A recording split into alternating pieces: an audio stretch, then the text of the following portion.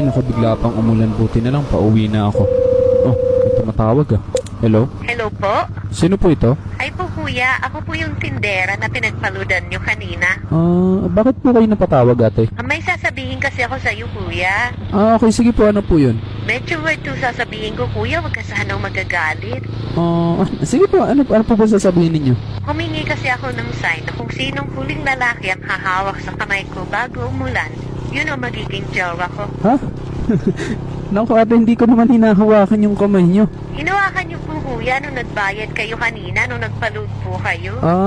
Teka, alam mo, hindi ko sinasadya yun, tsaka madami naman ang bumibili dyan ah. Pero ang sign kasi kung sino ang huling makakahawak ng kamay ko at biglang uulan. Eh ikaw naman ang huling nakahawak ng kamay ko bago umulan eh.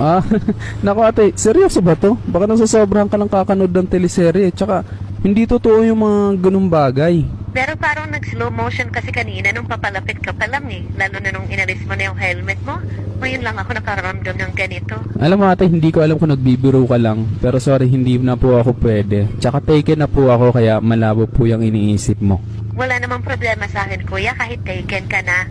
So paano kung tayo ka na talaga nakatakda, diba? Kasi ikaw yung nakahawak ng kamay ko bago umulan eh kahit napakainit naman kanina, diba? So ibig sabihin, yun na yung sign. Naku ate, medyo alanganin ako dyan. Lalo na di naman kita kilala talaga. Hindi ko nga nakita yung mukha mo kanina nung nagpaload ako eh.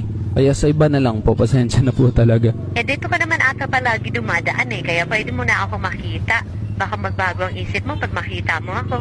Alam mo kasi matagal na akong single, mga 2 years na. Kaya nanunungkot na talaga ako. 2 years? Medyo matagal-tagal na nga po ah. Bakit po ba kayo naghiwalay? Nagsawa na kasi sa akin. Ginamit lang ako ng ginamit. Binigay ko naman lahat, pati motor, mga pyesa, lahat ng kailangang i-upgrade sa motor niya. Binigay ko.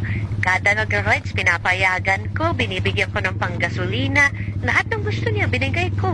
Pero ayun, iniwan pa rin ako. Nakakalungkot naman pala. Ibig sabihin, user pala yung ex mo ate. Oo nga eh. Anyway, wag mo na akong tawaging ate. Annalyn na lang. Okay, sige. Annalyn pala yung pangalan mo. Pag may time ka, daan ka naman dito para mas magkakilala pa tayo. Pwede naman. Kaya na pag kailangan mo ng load, magsabi ka lang, ililibre kita ng load. Tsaka pag nagugutom ka, daan ka lang dito sa tindahan ko anytime. Lahat pwede mong kainin dito ng libre. Ha? Ay, grabe naman. Napakabait niyo naman po pala kung ganun. Basta ikaw, kung kailangan mo pa nga ng allowance, magsabi ka na. Hindi na po, pero salamat po sa mga offer mo, Mama Annalyn. Basta ikaw, basta bumalik ka lang dito, ako bahala sa'yo, okay? Sige, salamat. Sige na, bye na. Ingat ka sa pagmumotor ha, madulas ang kalsada. Okay, sige, salamat. Bye. Grabe naman yun, parang napaka-desperada ata niya para magkasyota.